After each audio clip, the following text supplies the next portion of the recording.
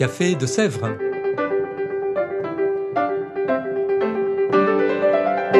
Au Café de Sèvres, on discute philosophie et théologie.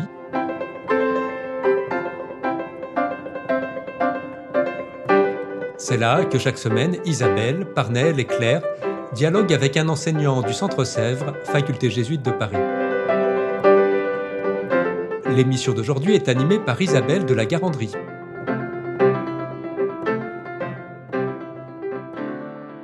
Chères auditrices, chers auditeurs, bonjour, bienvenue dans ce nouvel épisode du Café de Sèvres. Nous recevons aujourd'hui Marc Rastoin. Marc, bonjour. Bonjour. Marc Rastoin, vous êtes jésuite, bibliste, enseignant ici même aux facultés Loyola Paris, mais également à l'Institut biblique à Rome. Et puis, vous vous intéressez notamment, entre autres choses, au lien entre christianisme et judaïsme, et ce n'est pas sans lien avec le séminaire de deuxième cycle que vous donnez ce semestre, intitulé « Les psaumes, prières d'Israël et du Messie ». Alors déjà peut-être pour nos auditeurs, pour qui les psaumes évoquent simplement un moment de la messe ou un petit passage de la Bible, peut-être une présentation des psaumes dans leur ensemble biblique, justement. Alors vous connaissez tous le passage d'Emmaüs où Jésus explique ce qui le concerne en commentant la loi de Moïse, les prophètes et les psaumes. Donc les psaumes, c'était un livre, et c'est toujours un livre extrêmement utilisé dans la prière juive comme dans la prière chrétienne. Les moines, ça structure la prière des moines.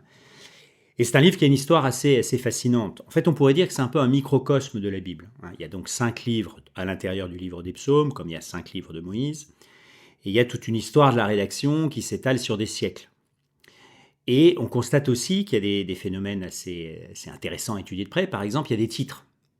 Mais on sait que ces titres ont été mis après. Donc les titres constituent comme une sorte de premier commentaire des psaumes, par exemple en les mettant en lien avec la vie de David. Quand David fuyait devant Saül, quand David pécha avec Bethsabée, etc. Et puis par moments, c'est attribué à des chantres inconnus, Asaph et d'autres. Alors, on retrouve aussi dans les psaumes un petit peu toute la Bible en fait. On retrouve la loi, il y a des psaumes qui chantent la loi, comme le fameux psaume 118, 119. Il y a des psaumes de sagesse, évidemment le psaume 1, le juste est planté comme un arbre près d'un ruisseau. Et puis, il y a des psaumes prophétiques, il y a des psaumes messianiques. Et un des grands enjeux du livre, de l'analyse du psautier, c'est de savoir est-ce que c'est la rédaction messianique qui est première, est-ce que c'est la rédaction sapientielle en termes de sagesse, est-ce que les deux d'ailleurs, il faut les opposer. On constate aussi dans le livre des psaumes, un peu comme dans le reste de la Bible, que quand il y a des problèmes, ce qu'on appelle la critique textuelle, quand on n'est pas trop bien sûr d'un mot, qu'on ne sait pas bien quel est le texte en hébreu, parce qu'en fait tout ça est toujours évidemment assez compliqué, on constate en général que là où il y a de la bagarre, il y a un problème théologique derrière, il y a un enjeu, c'est pas par hasard que les manuscrits hésitent. Alors parfois si c'est une plante, un animal, on ne sait pas trop ce que c'est, d'accord, mais il y a des fois où vraiment, Melchisédek, c'est Melchitsédek ou c'est Melchitsédek, est-ce que c'est une personne ? Bref, voilà, c'est un livre passionnant à étudier parce que d'abord on le connaît, on aime bien prendre les psaumes qu'on aime. Donc dans mon séminaire, en fait, j'ai proposé la moitié du séminaire, c'est des psaumes un peu figure imposée. Donc le psaume 50, le psaume 109, le psaume 40, tu m'as formé un corps ou tu m'as ouvert les oreilles, débat. Et puis dans la deuxième partie, les étudiants choisissent un psaume qu'ils ont envie de travailler. Alors comme en plus il y a pas mal de bibliographie sur les psaumes, ça permet on découvre des choses. Donc un livre à toujours davantage redécouvrir. Vous avez justement choisi d'intituler ce séminaire « Prières d'Israël et du Messie ». Pourquoi faire ce lien ? Comme je le disais, ça structure la prière de la synagogue, la prière juive en général. Il y a beaucoup de psaumes. Et aussi la prière liturgique chrétienne ordinaire. Et donc une chose au plan historique dont on peut être sûr, c'est que Jésus connaissait à prier les psaumes. Personne ne discute ça. Donc c'est intéressant, comme il y a des psaumes en plus messianiques, en même temps les psaumes, de temps en temps le priant il est innocent, et de temps en temps il est pécheur. Alors du coup comment ça marche ? Il y a un prêtre de Paris, le père Grenet, qui a fait sa thèse il n'y a pas longtemps, à Fribourg, sur le jeu JE des psaumes. Alors il s'intéresse comment nous on lit, et puis d'un coup on est pécheur, on dit Seigneur pardonne-moi mes péchés, puis de temps en temps on est innocent, persécuté. Comment petit à petit se constitue le jeu du croyant. Et alors son intuition, je pense qu'on pourrait dire, pour aller vite, mais c'est que notre objectif c'est de pouvoir nous identifier au jeu du Messie. Donc il y a cette constitution progressive de notre jeu croyant et de notre jeu du Messie. Messie qui est par ailleurs mentionné dans certains psaumes. Et peut-être, enfin, un des psaumes les plus importants, c'est ce fameux psaume 109 qu'on dit tous les dimanches soirs, hein, je crois, avec la session à la droite. Hein, Jésus est assis à la droite du Père, donc le Messie siège à ma droite. Cette fameuse session à la droite qui a un rôle tellement important dans le credo. Voilà, donc les psaumes permettent d'entrer dans la prière de Jésus, la prière du Messie, en tout cas certains. C'est sûr qu'ils l'ont formé à la prière, ils l'ont plasmé, on pourrait dire. Et aussi, évidemment, c'est la prière du peuple. D'ailleurs, c'est très intéressant parce que certains psaumes, on en avait justement un ce matin, il y a un jeu, et puis tout d'un coup, il y a un nous qui arrive dans notre maison. Alors on dit, donc il y a toujours ce jeu JEU, entre le jeu JE et le nous, entre la prière de l'individu et la prière de la communauté. Et ça aussi, c'est très intéressant par rapport au thème du Messie. Donc un vrai lien, effectivement, entre les deux thèmes, ou les deux contextes, on va dire. Justement, vous disiez qu'il s'était utilisé dans la tradition juive. Alors, quelle place pour ces psaumes dans la prière juive, dans la tradition juive ? Bon, enfin, dans la prière du Shabbat, que ce soit le vendredi soir ou le samedi matin, il y a beaucoup de psaumes. En fait, souvent on enchaîne des psaumes. Les psaumes, c'est vraiment le béaba. Alors après, il y a des prières en araméen, comme les 18 bénédictions, un peu l'équivalent du Notre Père pour nous, enfin des prières qui datent de la période de Jésus, en gros, et qui ont été codifiées après. Mais les psaumes, c'est vraiment comme nous, en fait. Il n'y a pas de différence à ce niveau-là. C'est vraiment la grammaire fondamentale de la prière, les premiers mots qu'on apprend, etc. Un béaba de la prière. Alors justement, si on passe du côté néo-testamentaire, vous avez dit que le Christ lui-même a prié, connaissait et priait les psaumes. Mais quelle place, quand on lit la Bible nous-mêmes aujourd'hui, ces psaumes tiennent-ils dans les paroles, notamment qui nous sont rapportées du Christ ?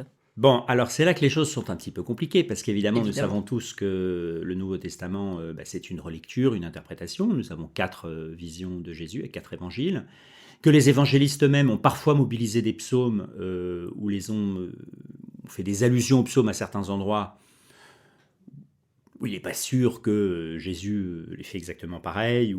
Donc, il y a un écart entre ce que Jésus a dit ou aurait pu dire des psaumes, et puis ce que les évangélistes rajoutent, entre guillemets.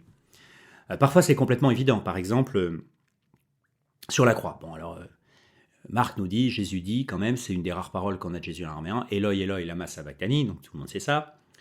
Jésus, mon Dieu, pourquoi m'as-tu abandonné ? Donc, début du psaume 22. Bon, très bien. Et alors, nous arrivons chez notre ami Saint-Luc, et puis alors là, hop, pouf, lapin tiré du chapeau. Il n'y a plus ça, il y a Père, entre tes mains, je remets mon esprit. Autre psaume. Alors, il y a plusieurs manières d'expliquer la chose, parce que si on part de l'hypothèse habituelle sur laquelle Luc connaissait Marc, on dit, quand même, respecte tes sources. Et puis Luc dit, mais ça risque de pas être compris par mes auditeurs. Bon, c'est quand même le début d'un psaume, alors ça a l'air un sentiment d'abandon, mais le psaume après parle de confiance. Moi, je préfère mettre d'emblée la confiance, donc je prends un autre psaume qui dit la confiance. Confiance, il avait fait un peu la même chose au baptême, enfin, ça dépend des manuscrits, en changeant un peu le verset de Marc.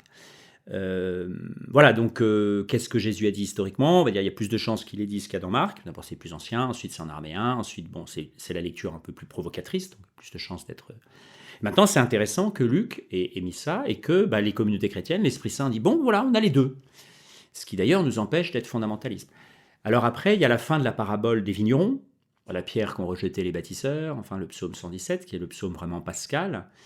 Voilà, là aussi, est-ce que Jésus a pu l'employer ? À quelle occasion ? Durant sa mission en Galilée, à Jérusalem ?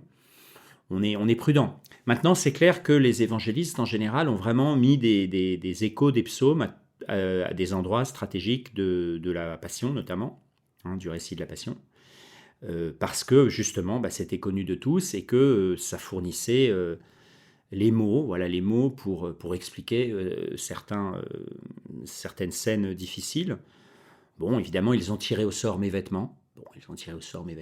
Est-ce qu'effectivement, Jésus avait tant de vêtements que ça à ce moment-là, après la flagellation, etc., pour qu'il y ait vraiment eu besoin de tirer au sort ? Voilà, on peut discuter, peut-être.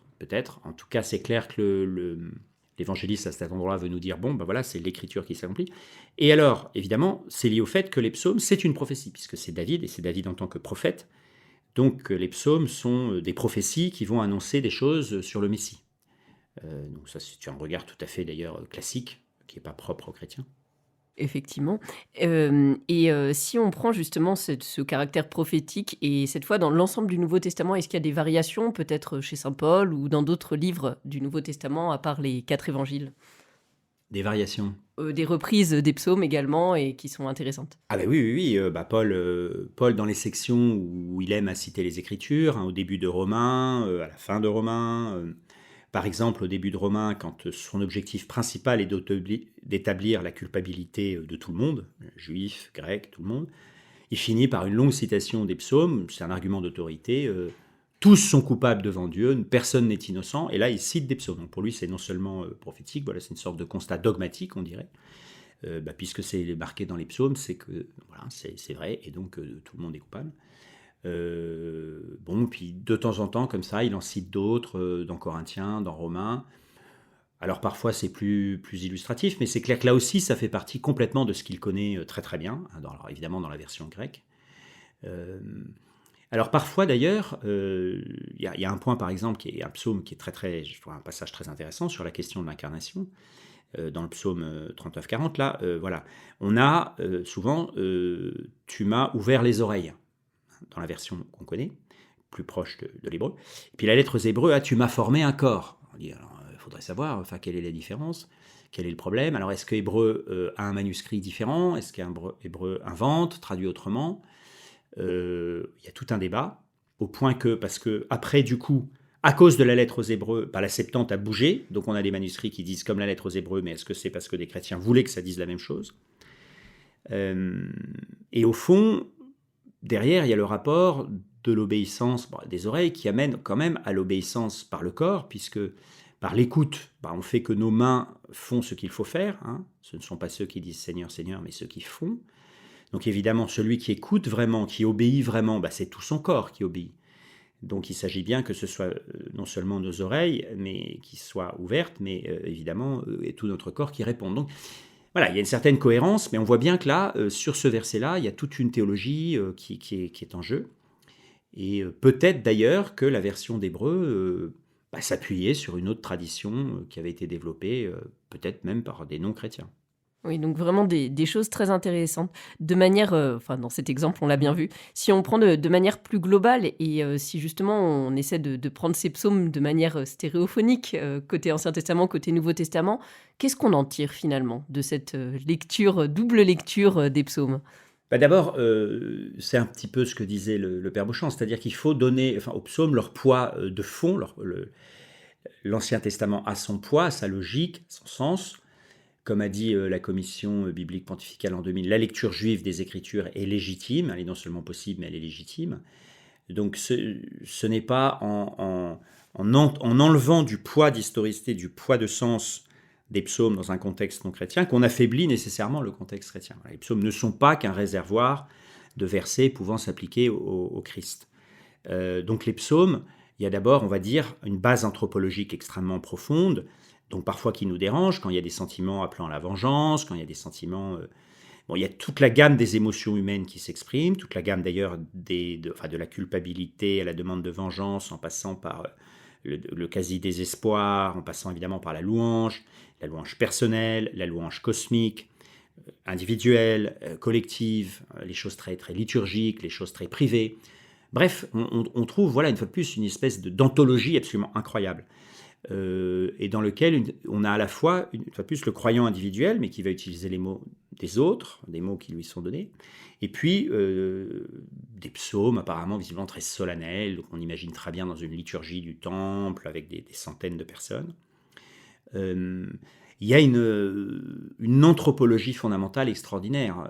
Il y a un côté extrêmement concret, mes yeux, mes oreilles, ma gorge, je m'enfonce, mes mains. Les images sont en général, comme toute la poésie hébraïque, des images extrêmement concrètes qui reviennent toujours des mérismes, nuit et jour, les yeux et les oreilles, les hommes et les femmes, etc. Le psaume 1, une espèce de sagesse universelle de l'humanité. Le juste est comme un arbre planté près d'un ruisseau, les méchants sont comme de la paille que le vent emporte, et puis c'est un thème de sagesse qui va retraverser tout le psautier. Donc en fait, il faut aussi une sorte d'équilibre de théologie fondamentale pour pas faire prévaloir une dimension sur les autres. Mais je reviens à cette idée que les psaumes sont un microcosme de la Bible tout entière. C'est-à-dire que on y trouve, c'est aussi à l'interprète d'être équilibré humainement et théologiquement, pour pas survaloriser une dimension en oubliant complètement une autre et vice-versa. Un microcosme biblique à redécouvrir avec le macrocosme de la Bible tout entier, sans doute. Nous approchons de la fin de ce podcast. Alors, un mot de la fin, Marc Rassoin. Un mot de la fin. Il y a un ensemble il y a des versets qui nous habitent et qui sont un trésor inépuisable. J'oubliais de dire la richesse poétique, linguistique des psaumes. C'est-à-dire que je peux prendre j'ai le temps pour un petit exemple. Bien sûr. Le psaume 8, sur la bouche des enfants des tout petits, tu as fondé ta puissance. C'est un des traductions possibles d'un verset compliqué. On le connaît tous, le psaume 8, on le chante pas mal. Bon.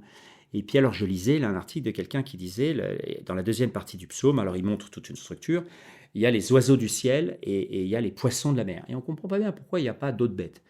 Et il dit, en fait, pour le poète qui écrit ce psaume, le pépiment des oiseaux lui fait penser au babillement des petits-enfants, et le mouvement des lèvres des poissons qui respirent dans l'eau lui fait penser au tout bébé qui tète. Bon, j'avoue que ça ne m'avait jamais traversé l'idée, mais ça marche pas mal dans l'histoire, et c'est très poétique. Il y a une poétique des psaumes qui est vraiment extraordinaire. Merci beaucoup de cet appel poétique. Et quant à nous, chères auditrices, chers auditeurs, je vous dis à bientôt pour un nouvel épisode du Café de Sèvres. Au revoir. Au revoir.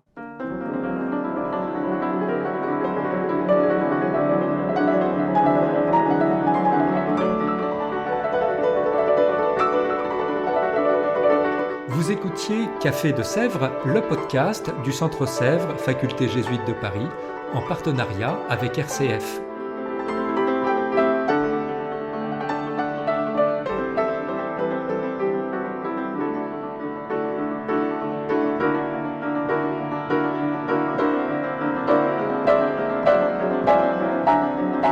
Pour ne rater aucun épisode, abonnez-vous sur votre application préférée. Spotify, Deezer, Apple Podcast ou Google Podcast.